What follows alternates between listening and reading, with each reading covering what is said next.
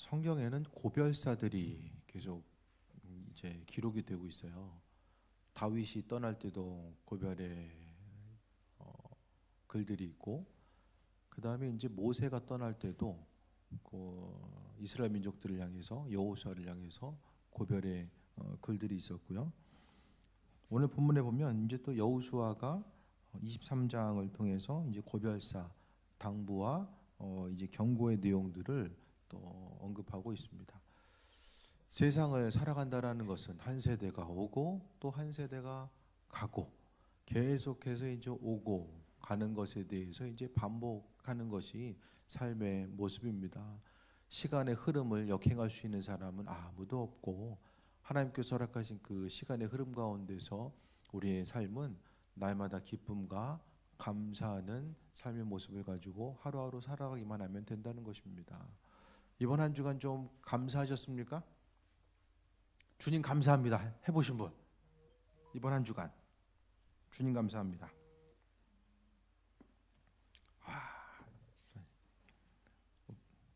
한번 손 들어보세요. 네, 해보셨어요? 아주 건강한 신앙생활하고 계시네요. 하나님이 우리를 향해서 가장 바라시는 게 뭘까? 그런 걸 좀 생각해 볼 수 있게 되길 바랍니다. 우리 어떤 모습을 가장 기뻐하실까? 생각했을 때에 받은 은혜에 대해서 돌아보면서 사람이 연약해가지고 좀 주신 것이 없어도 감사하면 좋은데 꼭 이제 좀 그게 힘들거든요. 힘들기 때문에 하나님께서는 그래도 기본적인 은혜를 주세요. 이것을 보고서라도 좀 감사해라. 그런 부분들이 분명히 많이 있어요. 그래서 삶의 순간순간 돌아봤을 때에 때로는 마음에 어려움도 있겠지만 그래도 하나님께서 우리의 삶의 여정 가운데 베푸시고 인도하심에 대해서 감사하며 사는 것이 건강한 신앙의 모습입니다.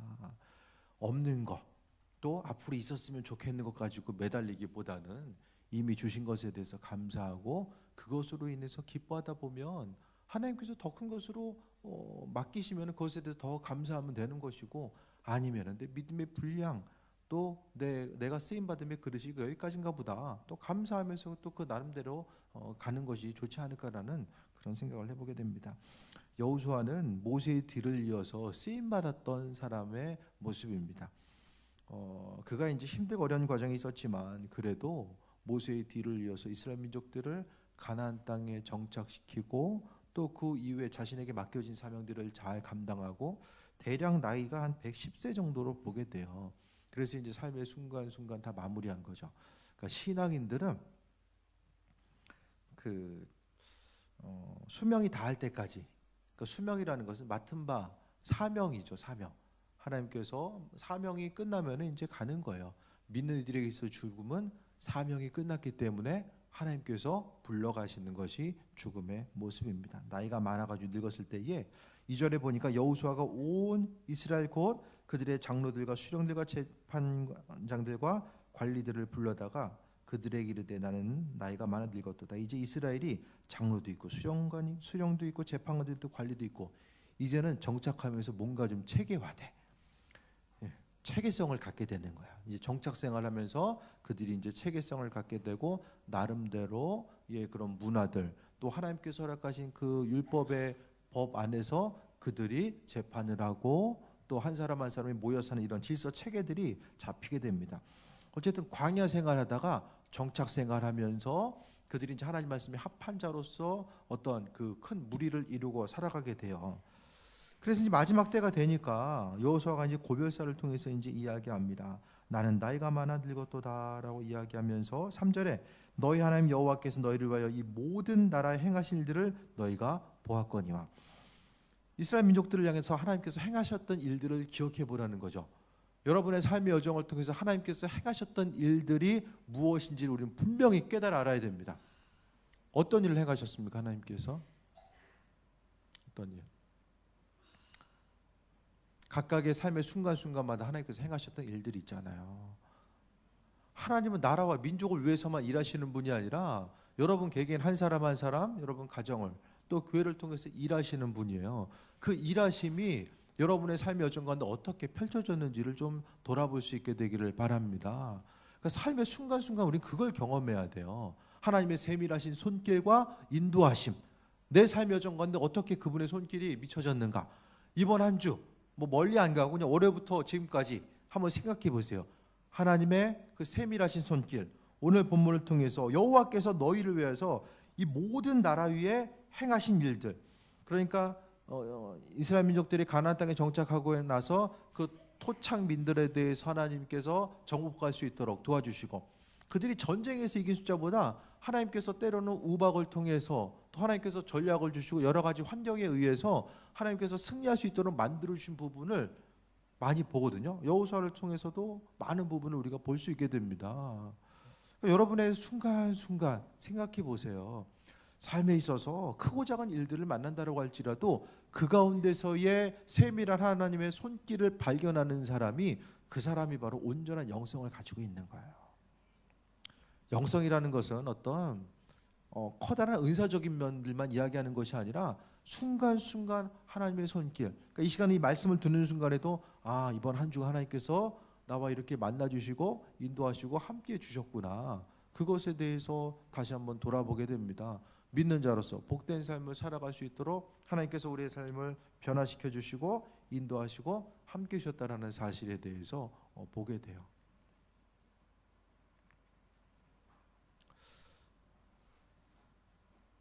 사람을 변화시켜 가시고 또 행할 수 있도록 만들어 가시고 인도하시고 예비하심에 든 이 모든 것들을 다시 한번 돌아볼 수 있게 되길 바랍니다.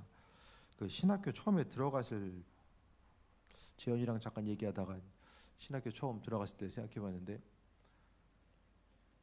정말 신학교 들어갔는데요, 아무것도 몰랐던 것 같아요.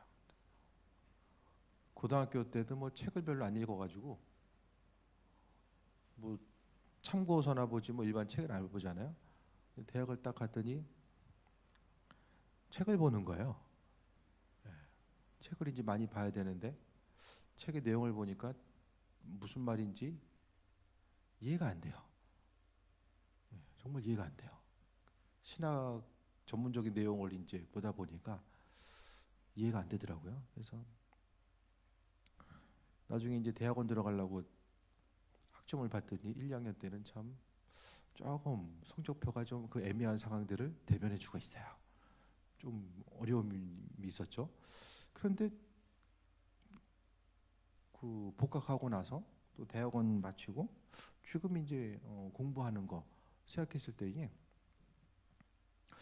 그때는 이렇게 책 보는 것도 힘들고 참, 뭐냐면은 한 장 읽으면은 그 다음 장 넘어가면은 그 한 장이 기억이 안 나는 거예요. 그때 상태는 정말 뭐 이게 그게 좀 오래 가더라고요. 용어도 익숙지 않고 여러 가지 이제 어려움이 있다가, 근데 뭘 말씀드리냐면은 지금 이제는 논문 쓰면서 공부하다 보니까 자리에 앉아, 내가 이렇게 자리 이렇게 혼자 이렇게 앉아 있는 것을 좀 잘 못하는 사람인데 어떻게 이렇게 내가 앉아 있을 수 있지? 생각해봤더니 이제 교회 목회를 하면서 좀 앉아 있는 것 자체가 좀 습관이 된 것 같아요. 그래서 하루에 어쨌든 한 4시간에서 5시간은 앉아서 좀 책을 볼 수 있는 이런 기초 체력 자체가, 근데 생각해 보게 되면 이 모든 것들 자체, 그 말씀이, 책이 좀 이해가 되고 또 그것을 통해서 하나님 말씀을 끄집어낼 수 있고 이것을 어떤 학문적인 체계성 가운데 바라볼 수 있는 것 자체가 하나님께서 이 지혜를 허락해 주셨구나, 그런 부분들이 더 인식이 되는 거예요. 근데 어쨌든 대학원을 다닐 때도 제가 가끔 말씀드리지만은 목회에 나가는 것 때문에 신경 거기가 있어가지고 대학원 때도 목표는 졸업이었어요. 졸업. 공부가 아니라 졸업이에요. 대학원 졸업해야지만이 또 이제 진급 시험을 보고 목사 안수를 받을 수 있기 때문에 거기 이제 중심을 두다 보니까 별로 이렇게 공부를 많이 한 것 같지는 않아요. 그런데 이번에 또 대학원 들어가서 이제 공부를 하다 보니까 하나님께서 전혀 다르게 새롭게 하나님께서 또 지혜를 허락하시고 이끄시고 인도해 가시는 이런 과정들을 생각해 봤을 때에 하나님이 이렇게 일하시는구나, 내 삶을 통해서 세밀하게 일하시는구나, 공부할 수 있도록 또 발견할 수 있도록 여러 가지 환경들에 대해서 하나님께서 내 삶의 순간순간 더 만들어 가시는구나. 그런 부분에 대해서 돌아보게 됩니다. 그래서 학교에 있는 사람들은 제가 공부를 엄청나게 잘하는 줄 알아요. 대학원 다닐 때도 공부를 엄청나게 열심히 한 줄 알아요. 근데 제 과거를 얘기하면은 잘 믿지는 않거든요. 근데 제가 뭐 어떻게 특별히 노력해서라기보다는 하나님께서 그 자리에 맞춰서 환경에 맞춰서 그 일들을 감당할 수 있도록 은혜를 주신 것이 아닌가. 그래서 뭘 말씀드리냐면 앞으로의 삶의 여정 가운데 지금까지 함께 하셨던 하나님, 또 우리의 삶의 여정 가운데서도 앞으로 어떤 일이 어떻게 펼쳐질지 모르지만은 하나님께서는 그 일들을 우리가 감당할 수 있도록 새 힘을 허락하시고 하나님의 방법에 의해서 이끄시고 인도해 가신다라는 거예요. 그래서 우리가 어떤 새로운 일을 준비하든 만나든 계획하든지 간에 그것이 어떤 방향으로 어떻게 흘러가든지 간에 그것 때문에 두려워할 필요 없이 오로지 하나님께서 행하신 일들, 오늘 여호수아가 이스라엘 민족들을 향해서 너네들 하나님께서 지금까지 행하신 일들을 봤지. 마찬가지로 하나님이 제 삶을 통해서 여러분의 삶을 통해서 지금까지 행하셨던 일들을 분명히 인식하고 있어야 된다라는 거예요. 그러면은 앞으로의 삶이 두려움 없이 모든 일을 기쁨으로 감당할 수 있게 됨을 말씀드립니다. 하나님 여호와는 그는 너희를 위해서 싸우신 분이다라고 하면서 4절에 보라 내가 요단으로부터 해지는 대해까지, 요단이라는 것은 요단강이 이제 이스라엘 땅의 거의 이제 북쪽 끝이거든요. 그리고 대해까지는 왼쪽에 있는 동쪽에서부터 이제 서쪽에 있는 지중해, 거기를 갖다가 이제 해지는 대해까지 남아 있는 나라들과 이미 멸한 모든 나라를 내가 너희를 위하여 제비 뽑아 너희의 지파에게 기업이 되게 하였느니라. 남아 있는 민족들을 멸하고 모두 전부 다 멸하지 못했어요. 왜냐하면 믿음이 없어서. 하나님께서는 믿음을 가지고 나가서 정복하라고 말씀하셨는데 믿음이 없어서 이스라엘 민족들이 이제 머뭇거리다가 모든 민족들을 다 멸하지 못합니다. 하지만 그 하나님께서 많은 부분을 허락하셔서 제비 뽑기를 통해서 가나안 땅이 이제 정착하게 되고 너희 지파에게 기업이 되게 하셨느니라. 이스라엘 민족들이 들어가서 움직이고 행했던 것이 아니라 하나님이 되게 하셨다라는 거예요. 가나안 땅은 이스라엘 민족들보다 훨씬 더 많은 문화적인, 군사적인 강대함을 가지고 있었어요. 이스라엘 민족들은 광야 생활 가운데 유목민이잖아요. 문화가 발전하기 위해서는 지금도 보게 되면 그 베두인 족속들이 있거든요. 광야에 베두인 족속이 있어요. 그 당시나 지금이나 달라진 것은 옛날에는 나무로 썼지만 지금은 철판, 집이 이제 조금은 예전에는 텐트였다고 한다면 지금은 철판 지붕, 텐트랑 비슷한데 지붕만 철판이에요. 물도 옛날에는 어디서 이제 그 오아시스 주변에 있었다고 한다면 지금은 물탱크가 있어요. 그래서 물탱크에 의지해서 살아가는 그 정도, 나머지 생활 습관은 비슷해요. 광야에서 산다라는 것은 어떤 크게 발전할 여지 자체가 없다라는 거예요. 그런데 그들이 어떤 문화적인 면, 군사적인 면을 더 가지고 있었던 그 가나안 땅에 들어가서 그들이 싸워서 이길 수 있었던 것, 성을 가지고 있다라는 것은, 공성전이라는 것은 공격하는 쪽이 훨씬 더 불리합니다. 땅을 지키고 있는, 어떤 요지를 지키고 있는 그 상태에서 방어하는 것이 유리하지 공격하는 것 자체가 유리하지 않다라는 거예요. 하지만 하나님께서는 그 모든 일들을 행할 수 있도록 만들어 주셨다는 것, 너희 지파에게 기업이 되게 하셨다라는 것. 다시 말씀드리면 우리의 삶에 있어서의 소유하게 되는 모든 것들, 그 모든 것들에 대해서 하나님께서 그 일들이 가능하게 하시고 하나님께서 행하셨다라는 그 부분을 말씀하고 있어요. 우리가 가지고 있는 부분들, 크고 작은 모든 것들, 내가 소유하고 있는 아무리 작은 것이다라고 할지라도 말씀의 기준으로 해서 보게 되면 하나님께서 그 부분이 되게 하셨다라는 것, 내가 알고 있는 것들, 내가 행할 수 있는 그 부분 또한 하나님께서 그 일들을 되게 하셨다라는 것. 하나님이 없으면은 그분과 연결되지 않는다라고 한다면 우리는 아무것도 아닌 존재라는 사실에 대해서 분명하게 깨달아 알고 나아가야 됩니다. 5절에 너희 하나님 여호와가 그가 너희 앞에서 그들을 쫓아내사, 누가 쫓아냈어요? 하나님이 쫓아냈대요. 5절에 그들 스스로가 아니라 하나님이 쫓아내셨다라고 하는 거. 그러니까 이스라엘 민족들이 요단강을 건너서 여리고성에 입성해서 처음의 사건 자체가 여리고성을 정복하는 그 사건 가운데서 하나님은 어떤 공성장을 전에 명령하신 것이 아니라 이스라엘 민족들이 성 주위를 도는 것으로 해서 여리고성을 무너뜨리는 것. 이게 뭐냐면은 하나님의 임재하심과 그분이 하셨다라는 가장 강력한 증거입니다. 여리고성이 무너지고 나서 이스라엘 민족들은 뭘 생각했을까요?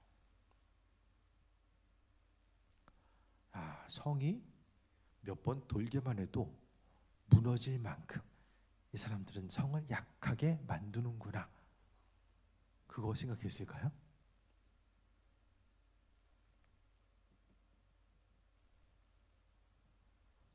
하나님이 행하셨구나. 그거 한 가지 생각했을 거예요. 여리고성은 하나님께서 무너뜨리셨구나. 그것에 대해서 하나님께서는 각인시키고자 여리고성을 돌라고 명령하신 것입니다. 여호와께서 너에게 말씀하신 대로 너희가 그 땅을 차지할 것이라. 하나님은 그분의 행하실 일들에 대해서 우리에게 미리 말씀해 주시고 많은 부분 행하신다라는 거예요. 하나님 우리에게 약속의 말씀을 주세요. 그 약속의 말씀을 통해서 하나님은 그분이 행하셔야 될 일들이 무엇일지에 대해서 알고 계시고 그 부분을 믿는 이들을 통해서 이루어 가신다라는 것에 대해서 봅니다. 그러니까 하나님의 약속은 믿음 있는 사람들이 바라보는 거죠. 그래서 구체적으로 6절부터는 그들이 행할 바가 무엇인지를 말씀해 주고 있어요. 첫 번째 6절에 보면 너희는 크게 힘써 모세의 율법책에 기록한 것을 다 지켜 행하라. 그것을 떠나 우로나 좌로나 치우치지 말라. 우로나 좌로나 치우치지 말라는 건 무슨 말일까요?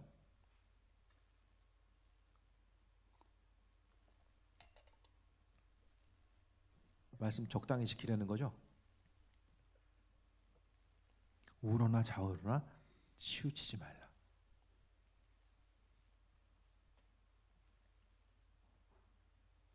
있는 그대로 지키라는 거예요. 하나님 말씀 주신 대로 지키라는 거예요. 말씀의 가장 위험한 부분은 나름대로 재단하는 거예요.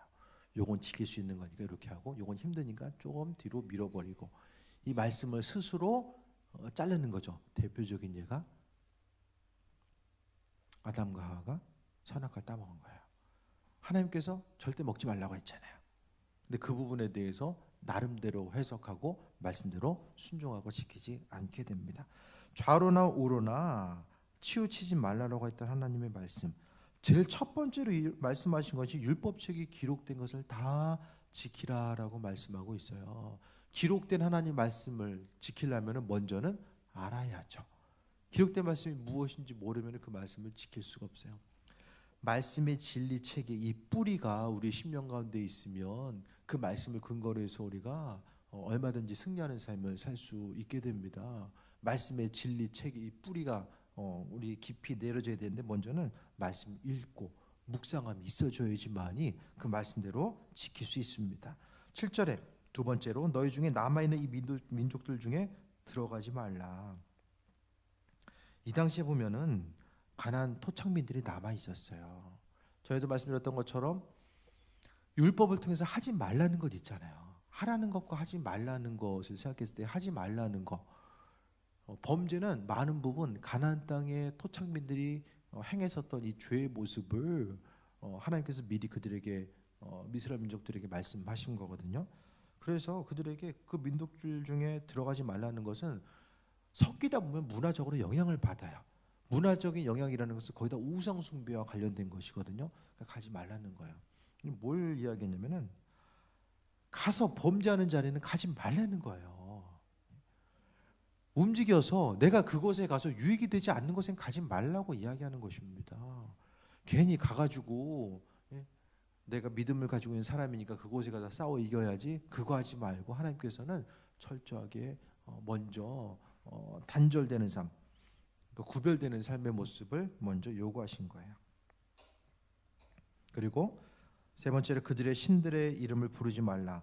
그것들을 가리켜 맹세하지 말라. 또 그것을 섬겨서 그것들에게 절하지 말라. 우상 숭배하지 말라고 분명하게 말씀하고 있습니다. 여러분, 믿음 생활하면서 가장 걸림돌 되는 것이 무엇입니까? 어떻게 생각하면은 외부적인 요소가 아니라 여러분 심령 가운데 이 걸림돌들이 있어요. 그것이 가장 큰 우상입니다. 내가 하나님 앞에 나아감에 있어서 계속해서 잊어버릴만 하면 나를 긁고 있는 거, 잊어버릴만 하면 이거 넘어가야 되는데 넘어가지 못하게 하는 것들, 이것이 바로 가장 강력한 우상이죠. 그것에 대해서 절하지 말라는 것은 결정적으로 우상이라는 것, 신들의 이름을 부르고 맹세하고 절하지 말라는 것은 왜 합니까? 우상 왜 섬겨요? 말씀드렸어요. 농사 잘 지으려면 우상 숭배하는 것으로 생각했다라고 말씀드렸어요. 그래서 조금이라도 경제적으로 이득을 얻기 위해서 이들은 우상 숭배에 노출되게 됩니다. 그러니까 그거 하지 말라는 거예요. 그러니까 하나님 외에 다른 거 의지하는 것들을 이야기하는 거죠. 신앙생활하면서 가장 조심해야 될 게 하나님 외에 다른 것 의지하는 것들 가장 조심해야 됩니다. 뭐 의지하고 있으십니까 지금? 그거 있으면 하나님께서 절대 움직이지 않습니다. 그게 있는데 하나님은 대체 요소로 나타나기를 원하지 않는다는 거예요. 이것 대신에 이것이 아니라 하나님은 이스라엘 민족들이 가장 중요하게 생각했던 건 유일하신 하나님, 창조주 하나님, 유일신 하나님, 세상 모든 신들 중에 한 분이 아니라 온 우주 만물을 창조하신 하나님, 그분 대체할 수 있는 분이 아니에요. 대체할 수 없는 부분으로 그분을 인식하고 있는지를 물어보고 있는 거예요. 오늘 본문을 통해서 이스라엘 민족들에게 다른 신을 부르지 말라. 그 지금 우리랑 무슨 상관이 있어요? 이 말씀의 중심 자체는 우리의 심령 자체, 여호수아서의 말씀을 읽고 있는 우리의 마음의 중심 자체가 세상 물질 문명 가운데 다가오는 이 수많은 것들에 대해서 우리가 마음 두지 않고 하나님 바라보는가, 항상 하나님의 선하심과 인도하심에 대해서 바라보고 그분으로 인해서 승리하는 삶을 살고 있는가, 그것에 대해서 오늘 물어보고 있는 거예요. 우리의 심령 가운데 하나님이 여전히 유일신 창조주 하나님으로서 우리 심령 가운데 머무르고 계신가에 대해서 그 부분을 지금 질문하고 있는 거죠. 8절에 오직 너희 하나님 여호와께 가까이 하기를 올해까지 행한 것 같이 하라라고 이야기합니다. 하나님을 가까이 하라라고 합니다. 하나님과 어떻게 가까이 해야 됩니까?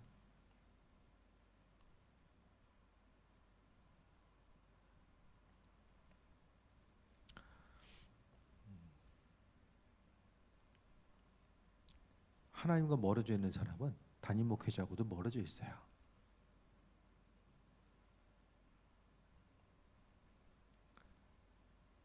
좀 저하고 좀 가까우세요? 네?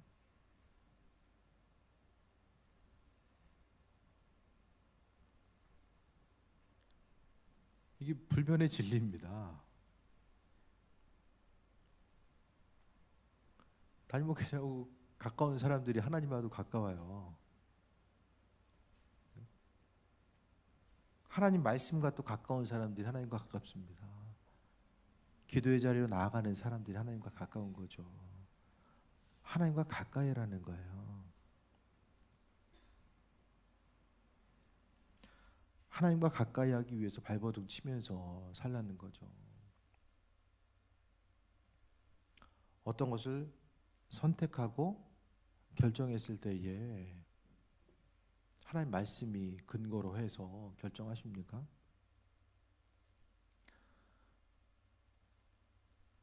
그 제자 훈련 받는 자매들 보면 선교 훈련 잔치 있는데 항상 얘기하다 보면은 이제 멘토한테 한번 물어보고 결정하겠다, 그런 얘기를 자주 해요. 선교 훈련은 이제 멘토와 멘티가 있고 이제 그 각각의 담임 목회자가 있고 또 훈련 단체 가운데서는 양육해야 될 양육의 대상자가 있거든요.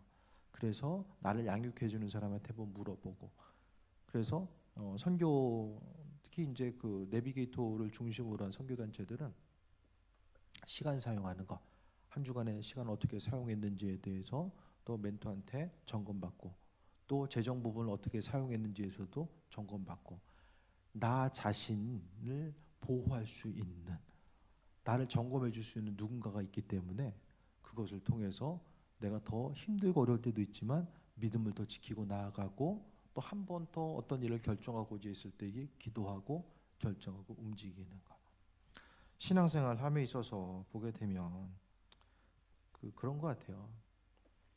모든 것을 다 결정하고 나서 이렇게 하기로 했어요. 이렇게 통보하면서 이야기하신 분들이 있고, 결정하기 전에 목사님 이런 부분이 이렇게 있는데 결정하기 전에 좀 기도해 주세요. 이렇게 먼저 이야기하신 분들이 있거든요. 하나님 보시기에 어떤 부분들이 더 합한 것일까? 개인적인 일들, 크고 작은 일들, 오늘 점심 뭐 먹을까요? 그거 물어보진 않잖아요.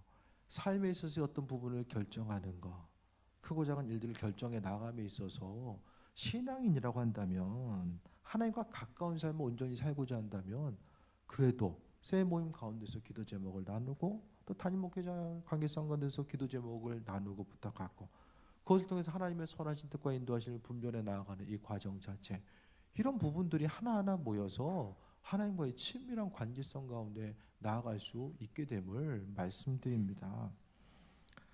9절에 있는 여호와께서 다시 한번 봅니다. 강대한 나라들을 너희 앞에서 쫓아내셨으므로 오늘까지 너에게 맞선 자가 하나도 없었느니라. 지금 이스라엘 민족들 가운데 주체가 누구냐면 계속 하나님이에요. 하나님이 이런 일 하셨다. 하나님이 이런 일 하셨다. 이런 일 하셨다. 너희 민족들 가운데 하나님께서 이런 일을 행하셨다. 그거 이야기하면서 이스라엘 민족들한테는 말씀 가까이 하고 우상 숭배하지 말고 하나님을 가까이 해라. 하나님께서 친밀함 가운데 관심을 기울이시고 은혜를 베푸시고 인도하시는 것에 대해서 기억하고 하나님을 가까이 하라고 이야기합니다. 하나님이 가까이 하는 삶의 모습은 10절에 보니까 너희 중 한 사람이 1000명을 쫓으리니 인 너희 하나님 여호와 그가 너희에게 말씀하신 것과 같이 너희를 위하여 싸우심이라. 하나님께서 싸워주신다라고 이야기해요. 하나님을 가까이 하는 사람들에게 하나님께서는 친히 싸워주신다라고 말씀하고 있습니다. 그러니까 눈에 보이는 일들 가운데서 어떤 해결해야 될 문제들이 있잖아요. 그거 가지고 좀 시간도 효율적으로 합리적으로 써야 됩니다. 하나님께서 행하셔야 될 일들은 그분께 맡겨드리고 우리는 우리가 해야 될 일들이 무엇인지를 알아서 그 부분에 전념해 나아가는 거예요. 11절에 그러므로 스스로 조심하여 너희 하나님 여호와를 사랑하라. 뭘 조심하는 거죠? 조심해서 여호와 하나님 사랑하라는 것은 하나님 외에 다른 거 사랑하는 거, 나 자신이나 다른 어떤 것이 중심 두는 그 부분에 대해서 항상 우리는 조심해야 됩니다. 믿음 생활함에 있어서 항상 조심해야 되는 거. 하나님께 가까이 가면 가까이 갈수록 뒤에서 사는 끌어당기는 힘이 있어요. 주님께 가까이 가면 가까이 가려고 마음먹은 그 순간 사단은 끊임없이 그 마음을 흐트러 놓기 위해서 충동질한다라는 것을 우리는 항상 염두에 두어야만 합니다. 12절에 너희가 만일 돌아서서 너희 중에 남아있는 이 민족들을 가까이하여 더불어 혼인하여 서로 왕래하면, 13절 확실히 알라 너희 하나님 여호와께서 이 민족들을 너희 목전에서 다시 쫓아내지 아니하시리니 그들이 너희의 올무가 되며 덫이 되며 너희 옆구리에 채찍이 되며 너희 눈에 가시가 되어.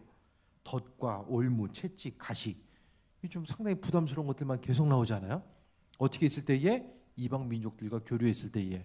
이방 민족들 왜 교류하는 것을 막으셨을까요? 우상 숭배. 우상 숭배가 뭐라고 말씀드렸어요? 하나님 외에 더 의지하고 사랑하는 것 자체. 그러니까 조금 더 쉽게 이야기하면은 내가 살아가는 이 환경 가운데 조금 더 도움을 줄 수 있는 그 어떤 요소가 바로 우상 숭배의 가장 핵심적인 모습입니다. 여러분에 있어서 삶을 살아가게 하는, 기쁘고 행복한 삶을 살아가게 하는 이 핵심적인 요소를 지금 어디에 두고 있습니까? 나로 하여금 기쁘게 하는 것, 때로는 나로 하여금 힘들게 하는 그 중심 자체는 어디에 있습니까? 그것 자체가 오늘 본문에 나와 있는 것처럼 올무와 덫과 채찍과 가시가 바로 그거라는 거예요. 그거 지금 이야기하기 위해서 계속해서 반복적으로 언급하고 있습니다. 순간적으로, 그러니까 이스라엘 민족들이 보기에는 마음에 드니까 옆에 가서 혼인하고, 마음에 드니까 얻을 수 있는 것들이 있으니까 주변의 이방 민족들과 교류하고 교제하는 모습이 있었는데, 결국에는 육신의 눈으로 봤을 때는 그것이 유익이고 이것이 내 인생에 있어 도움이 될 것 같은데, 영적으로 봤을 때는 그것 자체가 올무와 덫과 채찍이 된다라는 사실에 대해서 말씀하는 거죠. 이것에 대한 분별력 자체가 분명히 있어져야 됩니다. 하나님의 인도하심, 어떤 것을 선택했을 때에 이것이 올무냐 아니면 내 인생에 있어서 축복인가, 그 부분에 대해서 분명하게 인식하고 선택할 수 있는 그 중심 자체가 선행돼야 된다는 거예요. 영적인 눈이 가려지면 순간적으로 무너집니다. 아무리 많은 것을 쌓아놓는다고 할지라도 이 영적인 감각 자체가 무너지게 되면 그것을 통해서 환난과 어려움의 때를 경험할 수 있다는 거예요. 여호와께서 너에게 주신 이 아름다운 땅에서 멸하리라. 하나님 주신 사명이 있고 주님의 예비하심이 있는데 이거 하다 보면은 뭐 하냐면은 아름다운 땅, 가나안 땅, 하나님께서 약속의 땅으로 언약하신 그 땅에서 영영이 사는 것이 아니라 이것 때문에 아름다운 땅에서 멸한다. 하나님이 약속하심과 축복하심과 예비하심이 있는데 우리의 시선 자체가 하나님 원치 않는 부분, 주님보다 더 사랑하고 내 인생에 있어서 기쁨과 만족감을 주는 그 부분에 중심을 두고자 했을 때에 그것을 통해서 끊어지는 거예요. 약속으로부터 끊어진다라는 것입니다. 말씀 정리합니다. 마지막 고별사, 이스라엘 민족들을 향해서 여호수아가 마지막 고별사를 통해서 결국 핵심적인 내용은 하나님 말씀대로 지키라는 것이고 하나님 가까이 하라는 거예요. 썩어 없어질 것들, 사라질 것들, 헛된 것에 중심 두지 말고 한마디로 딱 요약하면 하나님을 가까이 하라는 것입니다. 이 시간을 통해서 내 인생 가운데 어떻게 하면 하나님 가까이 할 수 있을까 생각해 볼 수 있게 되길 바랍니다. 신앙생활은 정말 신나고 기쁜 거예요. 힘들고 어렵게 버텨나가는 것이 신앙이 아니라 기쁜 거예요.